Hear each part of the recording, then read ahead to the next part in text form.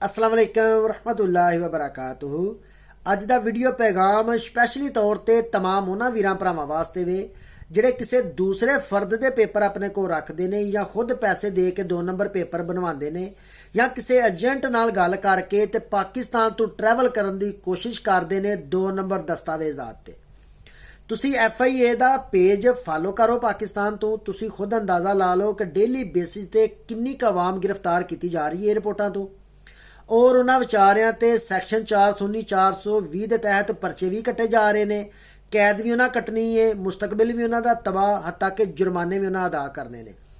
और हुकूमत पाकिस्तान ने चंद माह कबल वाज़ह तौर पर ऐलान कर दिता सी और नोटिफिकेशन भी जारी कर दिता गया कि अगर कोई भी फर्द चाहे वह पाकिस्तानी एयरपोर्ट तो गिरफ्तार किया जाए या किसी दूसरे मुल्क तो डिपोर्ट होकर पाकिस्तान आएगा तो ਉਹਦਾ ਪਾਸਪੋਰਟ 5 ਸਾਲ ਵਾਸਤੇ ਬਲੈਕ ਲਿਸਟ ਦੇ ਵਿੱਚ ਪਾ ਦਿੱਤਾ ਜਾਏਗਾ और वो फर्द पाकिस्तान तो 5 साल तक किसी भी कंट्री ट्रैवल नहीं कर सकेगा।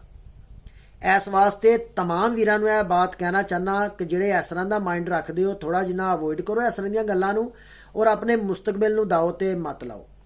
बहुत ज़्यादा लोगों को FIA भी पाकिस्तान तो गिरफ्तार कर रही है जिन्हें बड़ी बड़ी अमाउंट पे करनी सी एजेंटा नूं, लेकिन एजेंटा ने उन्होंने फेक डॉकूमेंट्स दे दिते, उन्होंने बेचारिਆਂ ਨੂੰ शायद पता ही ना होए।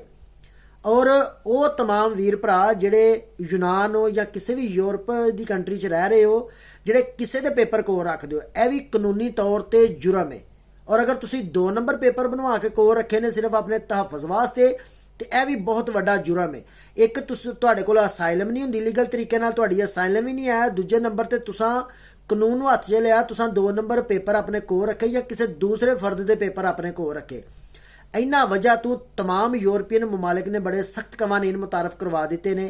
और अगर किसी कोलों भी 2 नंबर पेपर हुण फड़े गए या किसी दूसरे फर्द के पेपर दुराने चैकिंग पुलिस ने फड़े तो उस फर्द नूं कम से कम भी 2 साल तक सज़ा और 10,000 यूरो तो लैके 30,000 यूरो तक जुर्माना और डिपोर्ट उन्होंने वापस वो मुल्क किया जाएगा। जो उन्होंने डिपोर्ट किया जाएगा तो फिर अगे पाकिस्तान अगर वो जाएगा तो पाकिस्तान भी FIA के परचे वो कटे जाएंगे, उत्थे भी फाइन अदा करना पेगा और 5 साल वास्ते ब्लैक लिस्ट के अंदर वो पासपोर्ट भी पा दिता जाएगा। इस वजह तो बहुत ज़्यादा वीर भरा जिहड़े इस तरह का माइंड रखते हो, इन्हां चीज़ों तो बचो ताकि तुसी अपना मुस्तकबिल महफूज कर सको और खुद नूं बदनामी तो बचा सको और थाने कचहरियां तो भी अल्लाह ताला इजात सब नूं महफूज रखे।